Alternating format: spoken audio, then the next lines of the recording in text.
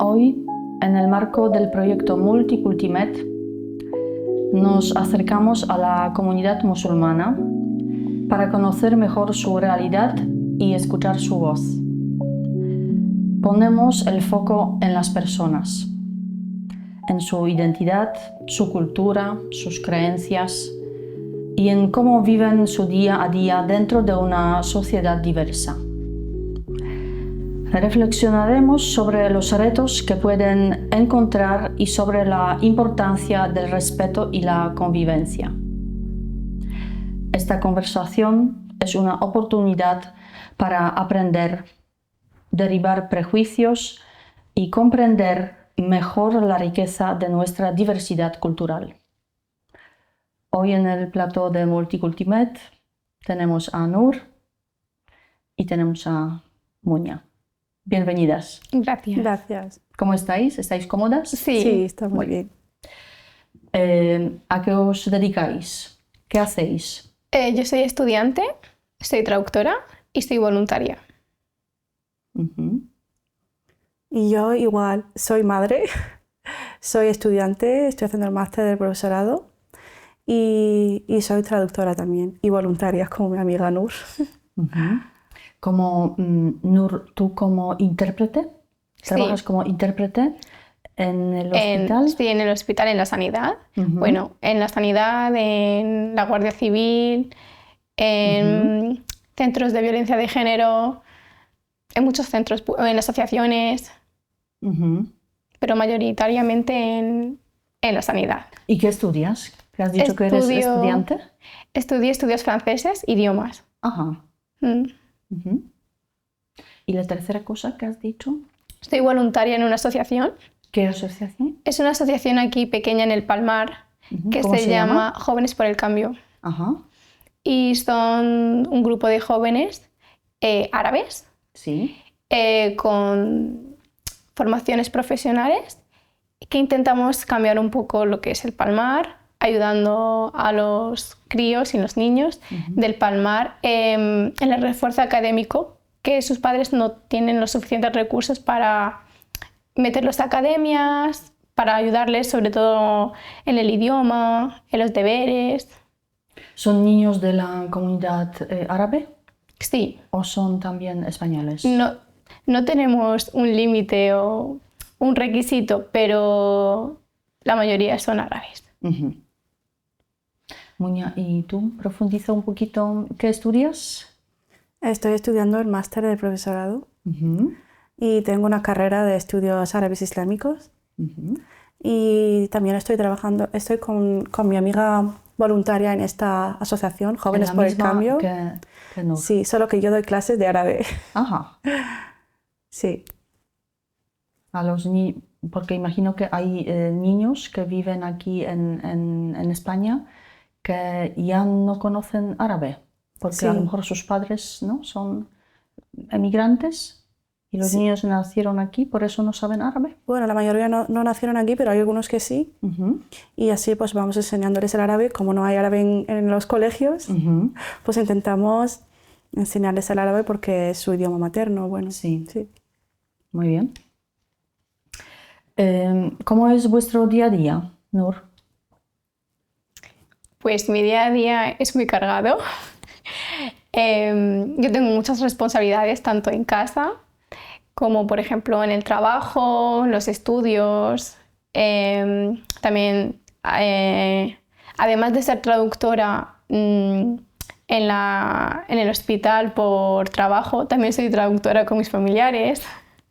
Anteriormente mi abuela, que ha fallecido, solía estar muchísimo con ella, tenía que llevarla yo al médico, tenía que estar con ella, pasar la rutina con ella y bueno, mis días son muy cargados. Ujú. Porque esto de ser traductor en tu propia familia, ¿cómo lo has llevado? Uf.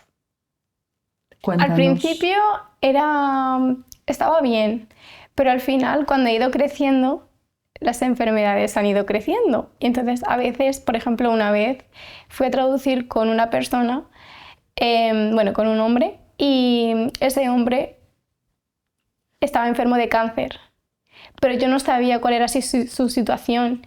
Y entonces fue entrar a la consulta y comentarme el médico que iba a fallecer. Y yo me quedé, ¿cómo? Es algo fuerte porque no sabes cómo gestionarlo, nadie te enseña a gestionarlo y también de la manera en la que te lo cuentan, pues es un poco chocante. ¿Y cómo saliste de esta situación tú personalmente? Fatal. ¿Cómo te sentiste? Me sentí muy mal porque no podía decírselo. El hombre falleció y en ningún momento se lo dije. Intenté que pasara los mejores momentos de su vida. Bueno, pasaron, no sé si fueron 10 meses, pero yo en ningún momento se lo conté. ¿Y los profesionales de la salud no te dijeron o no te preguntaron si el paciente quería saberlo o no quería saberlo? No. El día que me enteré de la situación, era un médico, no era su médica habitual, y me preguntó, ¿es tu padre? Y le dije, no. Y me dijo, bueno, te tengo que informar que su cáncer es muy maligno y puede fallecer en cualquier momento. Y yo, ¿cómo? No lo sabía, no tengo nada de idea. Y luego, yo iba con él cada viernes, tenía la consulta cada viernes y no sé si pasaron 2 meses, claro, había un problema porque este hombre no sabía hablar español y yo tenía que ir a mis prácticas de la universidad, entonces a veces no podía ir con él. Y hay una barrera idiomática porque él no sabía hablar español.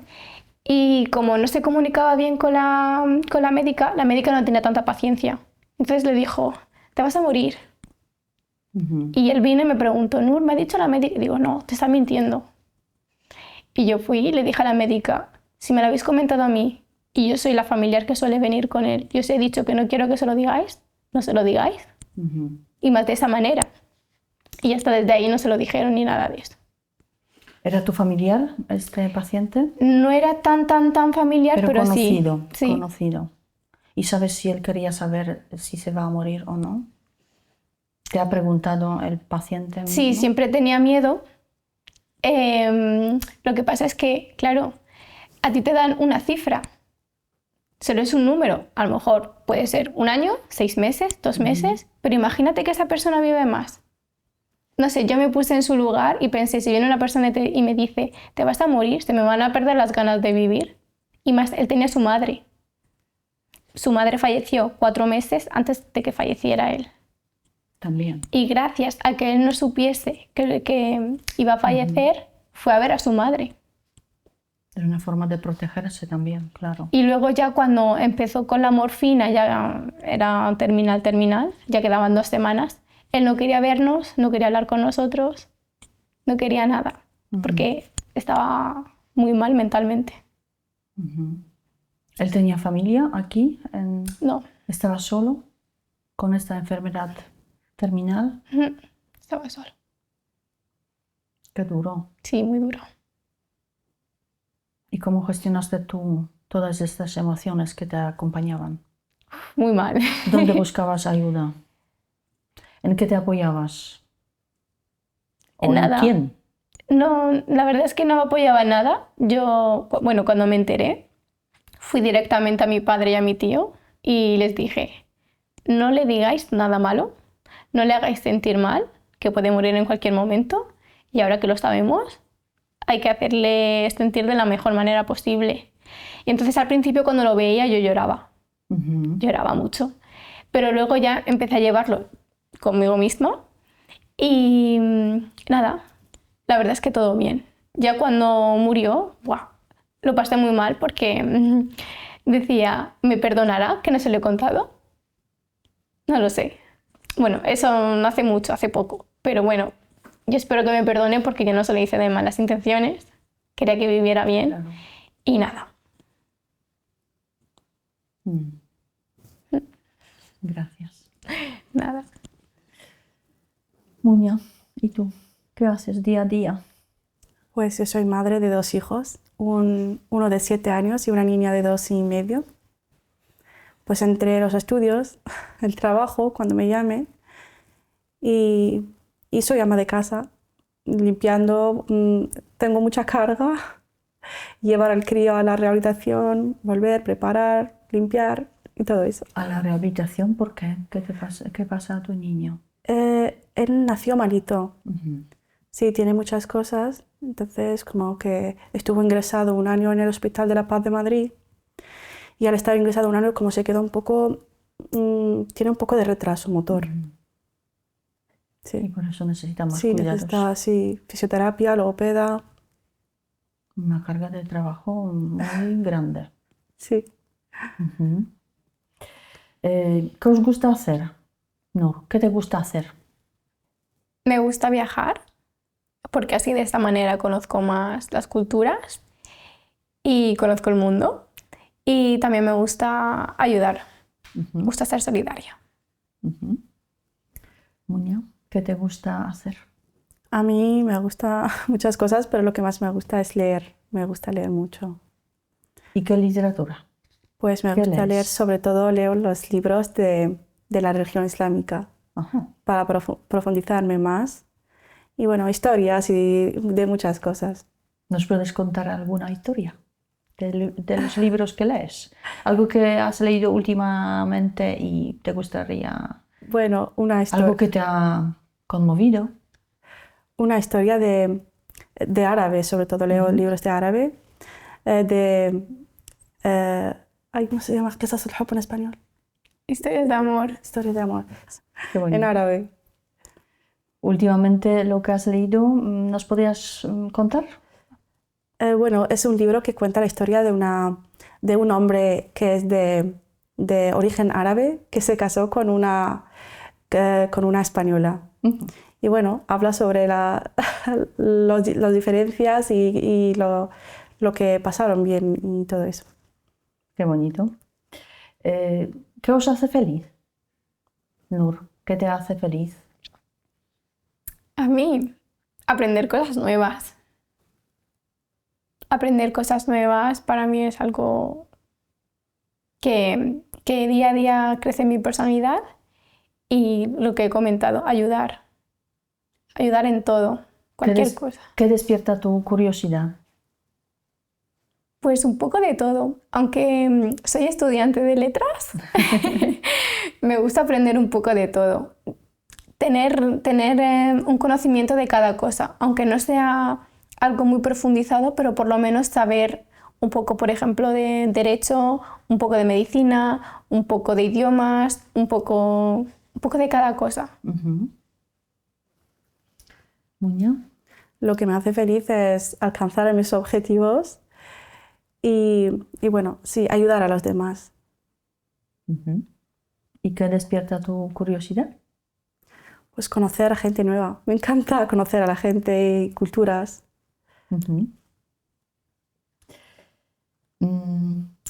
Si tuvierais que describiros en 3 palabras, puede ser más palabras, no solo 3. ¿Cuáles serían?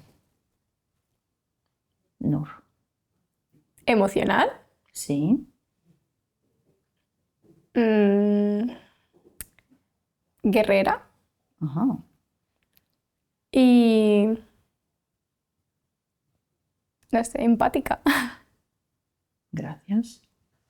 Muña, ¿y tú? Trabajadora. 3 palabras, sí. Trabajadora. Trabajadora, empática, como dijo mi amiga, y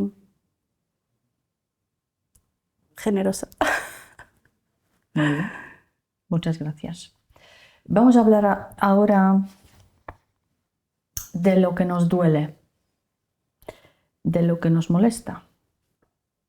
¿Alguna vez os habéis sentido excluidas invisibles, ignoradas. Nur, empieza tú. Seguro que tienes experiencias porque como trabajas de intérprete, puedes hablar no solo de ti misma, puedes hablar de lo que has visto en tu trabajo. Sí, en verdad en mi trabajo no lo he visto, pero sí que lo he visto porque, claro, al ser traductora y trabajo no me pueden ignorar, pero sí cuando he ido con mi abuela al hospital, sí que me he sentido ignorada. Porque mi abuela una vez, tenía problemas de neumonía y, mi abuela tenía unos inhaladores prohibidos. Y siempre que íbamos a urgencias y la ingresaban en prehospitalización, pasaba el mismo problema de siempre. Y una vez, el año pasado, fui al enfermero que había ahí en la planta y le comenté que esos inhaladores mi abuela los tenía prohibidos. Y ya de hace 3 o 4 años. Me dijo, vale, los sentimos, no sé qué. Y se lo quitó. Al día siguiente vuelvo a encontrar los inhaladores. Lo mismo. Vale. Y nada, y la tercera vez igual. No pusimos reclamación porque mi abuela nos dijo, no la pongas, que estoy aquí. Porque claro, mi abuela es de origen marroquí y le daba miedo que le hiciesen algo. Porque cuando vienes de otro país consideras que tú no tienes derechos, que no tienes derecho a la sanidad, que te pueden decir algo, te pueden hacer algo, como es una persona mayor. Y entonces le hicimos caso, pero esa y muchas más historias. Cuéntalas.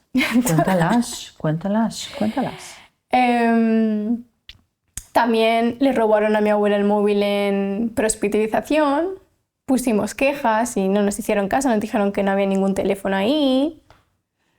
También que, la última vez en la que falleció mi abuela, la trasladaron del hospital La Ristaca a San José, a una clínica privada. Y mi abuela estaba en un estado crítico grave y había un médico que iba y venía. Claro, yo cuando veía que mi abuela hacía una reacción rara, evidentemente iba a llamar al médico. Y una vez nos dijo, yo sé lo que hago, no me vais a enseñar vosotros, si se necesita algo voy yo. O por ejemplo, una familiar mía, hace 2 semanas fue a un centro de salud de Alcantarilla y se puso a comentarle muchas enfermedades que tenía. Me duele esto, tengo esta enfermedad, me habéis dado este medicamento, no me ha hecho nada. Y el médico le preguntó, le dijo, ¿tú trabajas? Y le dijo, no, ahora mismo estoy de baja. Pero ella solo le dijo que no le dijo que estaba de baja. Y le dijo, ¿ah, sí? La Seguridad Social te lo está pagando todo y encima de todo te quejas. Como que si no está pagando... Sí, un comentario de... En España todos tenemos derecho a la sanidad, tengas los papeles en regla o no. Y más una persona que sí está pagando la sanidad y la Seguridad Social. Porque esos comentarios... ¿Te parecía inapropiado? Claro. Gracias. Muñoz, ¿y tú? ¿Te has sentido ignorada? Bueno, sí, a veces por los puestos de trabajo, porque llevo el pañuelo. A veces sí me siento rechazada. ¿Cómo te lo demuestran? Cuando tienes contacto con otras personas, ¿lo notas y qué ocurre? Sí, pues a veces te lo dicen directamente, que tienes que si lo quitas sí, si no, no. Y otras veces pues te miran de arriba abajo y te dicen, vale, te llamaremos. Y ya nunca te llaman. ¿Cómo se llama tu traje? Se llama Jimar. Jimar. ¿Y tienes alguna historia? Por ejemplo, de algún centro de salud, del hospital. No, la verdad es que todas las experiencias que he tenido con los médicos y los enfermeros, genial. Ya te dije que he pasado un año entero, las 24 horas en el hospital. He conocido a muchísimas enfermeras que han sido mis amigas y con ninguna, ni auxiliar de enfermera, ni médico, he tenido ningún...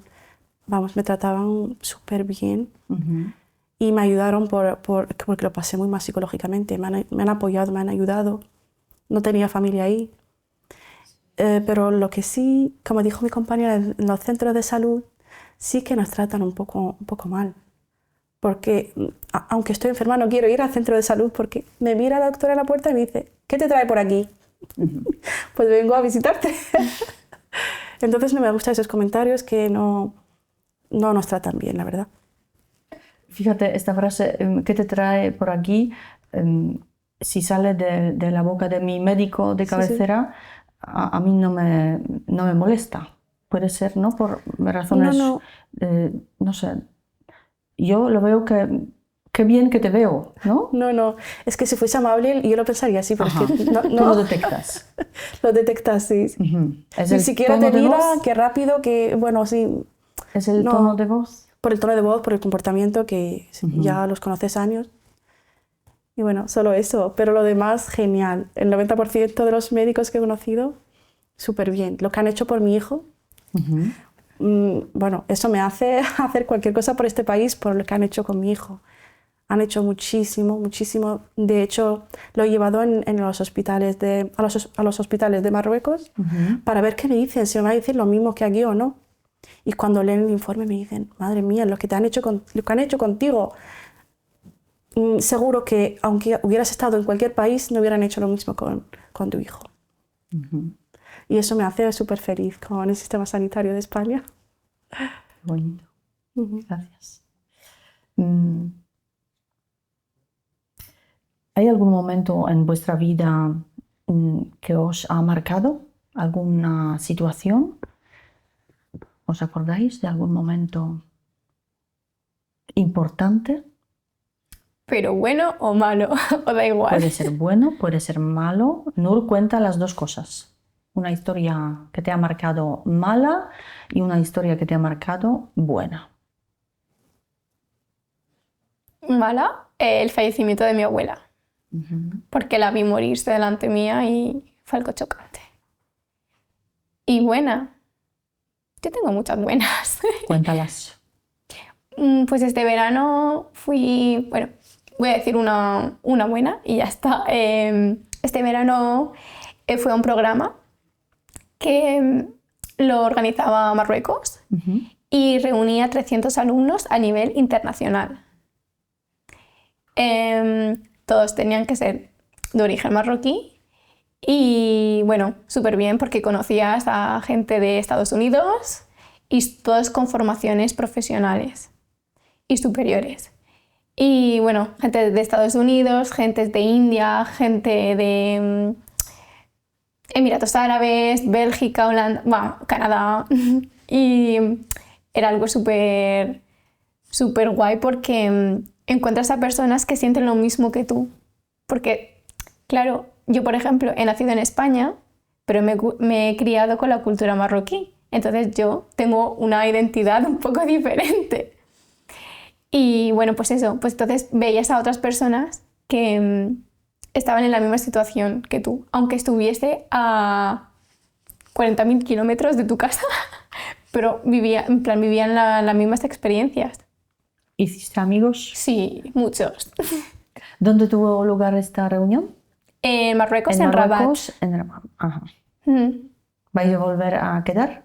Sí, este mes me voy a París y vamos a hacer una quedada ahí. Qué interesante. Sí. ¿Y qué te aportó cuando viste compañeros de otros países? ¿Qué te despertó curiosidad para saber cómo viven en otras culturas, otros continentes? Porque esto es una riqueza tremenda. Lo que vi fue la educación. Que a lo mejor no era la misma educación, a lo mejor yo pensaba que, por ejemplo, en Francia habían más oportunidades de trabajo y a lo mejor no. O, por ejemplo, también yo pensaba que aquí en Murcia no había una comunidad muy grande de árabes o de marroquíes con estudios superiores. Y al final encontré a muchísima gente de Murcia que vivía a 6 kilómetros de mi casa y que yo no conocía. Ajá. Sí, es algo chocante. Sí. Qué interesante. Muchas gracias. Muña, ¿y tú? ¿Alguna historia que te impactó? Bueno, la historia de mi hijo, la verdad. Eso es lo más duro que he pasado. Y lo bueno que he tenido una hija sana, porque me decían que puede que sea genético, que puede que sea... Y tuve a mi hija, me arriesgué, pero está bien. Eso es lo bueno. Me alegro mucho. Gracias. ¿Qué estereotipos os resultan más dolorosos? El típico. ¿Cuál? Mira, por ahí va una mora. Sobre todo con la palabra mora. Nos ofenden de una manera cuando la dicen de mala manera. Una mora, no sé qué. Aquí se nos clasifican como los moros. En Marruecos se nos clasifican como los españoles. ¿De dónde somos? Bueno, hablo de casos como yo, por ejemplo. Entonces, eso es algo que tienes problema. Por ejemplo, en la religión la verdad es que yo nunca he tenido problema. He sido la única musulmana marroquí en mi clase desde pequeña y todo súper bien. Pero claro, vas creciendo y vas teniendo dificultades. Por ejemplo, ya en mi bachiller yo tenía un profesor de historia muy racista. Muy racista. Y siempre iba a por los moros, a por Marruecos, a por nuestras costumbres. Sí, vale, a lo mejor no puedes apoyarme en esa idea, pero tienes que respetarme. Y yo soy igual de española que tú. ¿Y tú tenías muchas historias así? ¿De que tenías que defenderte? No, cuando era pequeña nunca he tenido ningún problema. Lo que te he comentado, en mi pueblo éramos muy pocos marroquíes, bueno, de origen marroquí, y yo era la única en mi clase. Y nunca he tenido problema con ningún profesor, hasta bachillerato.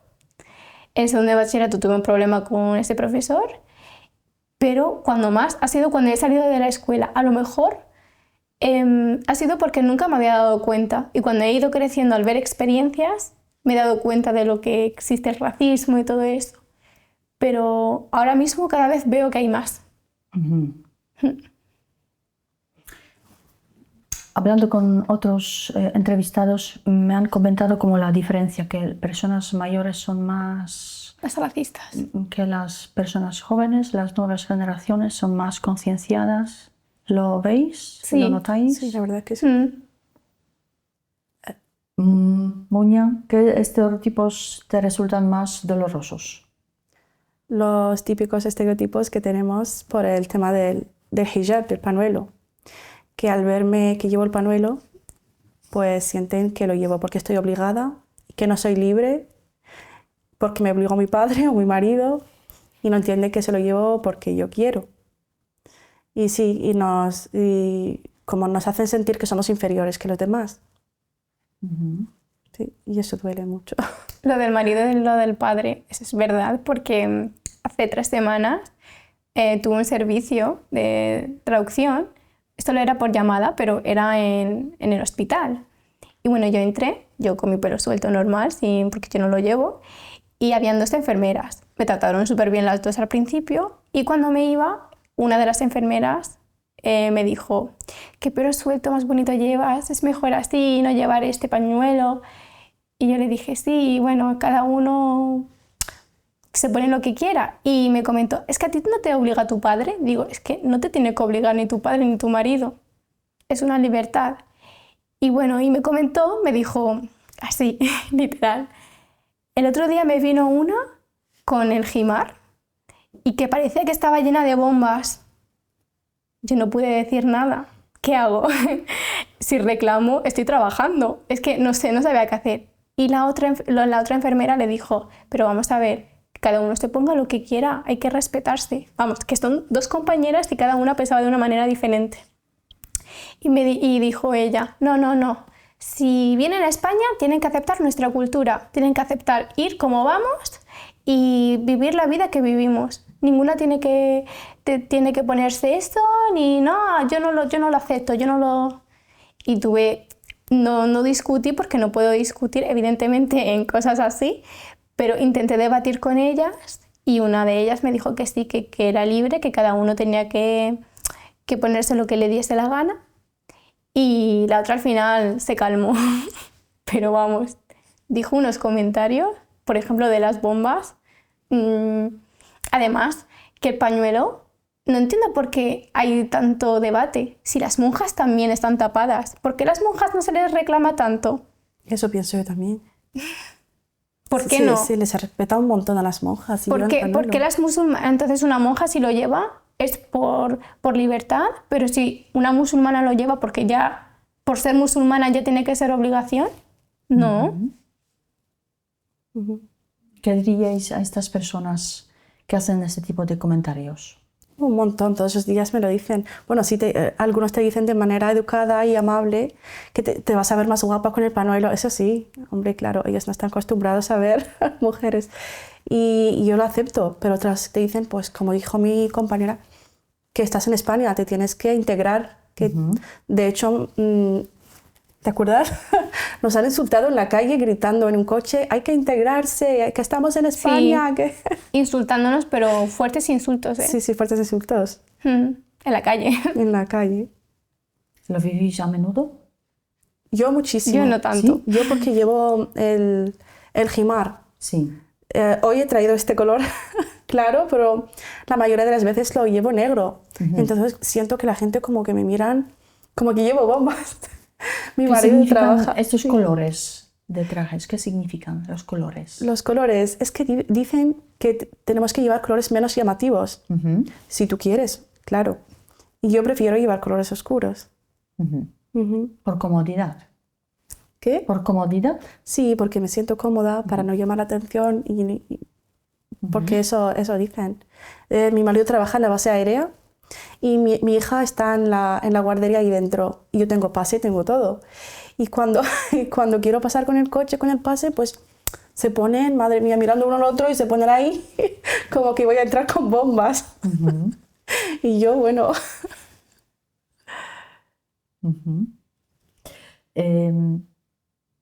¿Creéis que las personas con experiencias vitales diferentes se enfrentan a barreras para, ¿no? En la sanidad, hablo de la sanidad, a un buen diagnóstico, a buen tratamiento, a una atención más plena? ¿Qué opináis de eso? Yo creo que a un tratamiento y a un buen diagnóstico, no, en plan, yo creo que todos tienen más o menos lo mismo. Lo que pasa es que es en la manera en la que se le comunica, porque hay una barrera idiomática y si existe una barrera idiomática, existe una barrera cultural. No se les da el tiempo suficiente a los pacientes. Es decir, si tú eres de otro país y no se te da bien el idioma, no me hables en palabras técnicas. Si yo siendo española y no entiendo esos términos técnicos de los médicos, evidentemente un marroquí tampoco lo entiende. Por ejemplo, yo cuando voy a traducir, muchas veces les digo, ¿y esto qué es? ¿Cómo se lo digo? No hay explicación y ya se ponen a explicarlo mejor. Eso yo creo que es una de las diferencias que hay, una de las barreras que hay. Sí, como dijo mi amiga, bueno, normal, sí, nos trata normal los hospitales por nuestras experiencias de la traducción, pues tienen el mismo derecho y todo bien. Lo único que en los centros de salud, por tener la tarjeta sanitaria por primera vez, eso sí que cuesta un montón y se lo hacen muy difícil. Muy difícil. ¿No encontráis ayuda? ¿No hay traductores en los centros de salud? No me refiero a la traducción, me refiero a los papeles, se lo hacen muy difícil y tardan meses y meses esperando para poder ir a... Te dicen que si quieres ir, vete a urgencias en la Risaca. Sí. Pero traductores tampoco hay. Traductores tampoco hay. Yo antes no sabía que existía la traducción antes de empezar este trabajo. ¿Y nuevas tecnologías utilizáis? ¿Dónde? ¿Traductores con el móvil? ¿En nuestro trabajo? No, yo no. No, yo tampoco. ¿Para comunicarse si alguien no sabe español? ¿No? No, se lo explicamos en árabe. Normalmente somos traductores. Ella es de francés, yo soy de árabe-español. Para terminar, ¿qué os da fuerzas? Nur. Ayudar a la gente. Sobre todo cuando, bueno, yo soy voluntaria, como os he comentado, ayudar a los niños, ¡buah! es súper, súper, súper bonito. Y también traducir en el hospital, porque a veces, este es un secreto, pero a veces en el hospital solo se tiene que traducir literalmente lo que te está diciendo el médico. Yo intento darles un poco más de cariño, hacerlos entender un poco lo que es la cultura, de la manera en la que se lo comunico, porque un traductor, por ejemplo la inteligencia artificial o Google Traductor, te lo traduce literalmente, no entiende lo que es ese choque cultural o esa barrera cultural, entonces se lo empiezas a explicar de manera para que el paciente también se sienta cómodo. Claro, como conocemos las dos culturas. Sí. Hay antes esta parte humana. Sí, exactamente, esta parte humana. ¿Tú? ¿Cuál era la pregunta? ¿Qué te da fuerzas? ¿Qué me da fuerzas? Pues mi fe. Ujú. Sí, mi fe por Dios pues me da mucha fuerza. Estamos en Ramadán. Sí, la fe está al máximo. Contad un poquito sobre Ramadán. Pues es un mes muy sagrado Ujú. que se hace como una limpieza espiritual Ujú. con sí mismo. Y bueno, no comemos para sentir lo que siente la gente pobre al no comer. Desde que se va el sol, bueno, desde que sale el sol Sí. hasta que se va el sol. Y son durante más o menos 29-30 días, dependiendo del calendario lunar, porque el calendario islámico es el calendario lunar, digamos.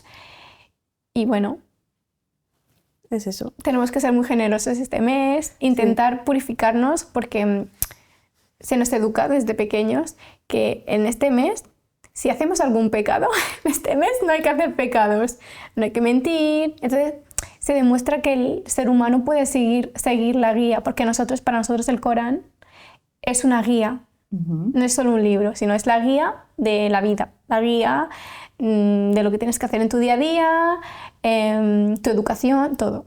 ¿Lo leéis durante este mes de Ramadán? Sí, sí, muchísimo. Fragmentos de Corán para acompañar.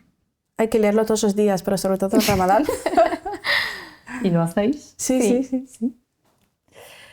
¿En qué personas os apoyáis especialmente? En mi familia y en mis amigas. Ajá. Yo también igual. De mis amigas, Nur. Y de mi familia, pues mi madre y mi marido, sobre todo. ¿Os conocéis mucho tiempo? 5 años. Sí, 5 años. ¿Qué cambios os gustaría ver en la sociedad? Que no exista racismo. Que no exista el racismo. Sí, que se traten a las personas por igualdad, que no existan barreras. Por ejemplo, aquí en España, si vienen unos de otro país menos desarrollado, se les trata mal. Si los españoles se van a otro país un poco más desarrollado, se les trata mal, y así sucesivamente. Que vamos, el racismo existe en todos lados, pero sí, hay que unificarnos porque todos somos personas, independientemente del color, del diseño, de la altura, de los ojos, no importa. De la forma de vestimenta, Sí, de todo. claro, no importa, no importa. ¿Qué podemos aprender de vosotras? Que hay que luchar. Hay que luchar. No hay que rendirse y hay que luchar. Sobre todo nosotras también como mujeres, porque como mujeres también tenemos obstáculos. Y encima de todo, musulmanas y marroquíes, pues peor todavía. Pero hay que luchar y no hay que rendirse. Y el respeto. Hay que respetar a todas las personas, sean como sean de donde sean. Nur Muña, muchas gracias por este tiempo. Gracias a ti por la He invitación. aprendido mucho de vosotras, os he conocido y estoy encantada. Gracias. Vuestra experiencia me ha enriquecido a mí también. Gracias por vuestro tiempo, por compartir vuestra historia en el plato del proyecto Multicultimed. Y hasta pronto. Gracias. Gracias. Hasta pronto.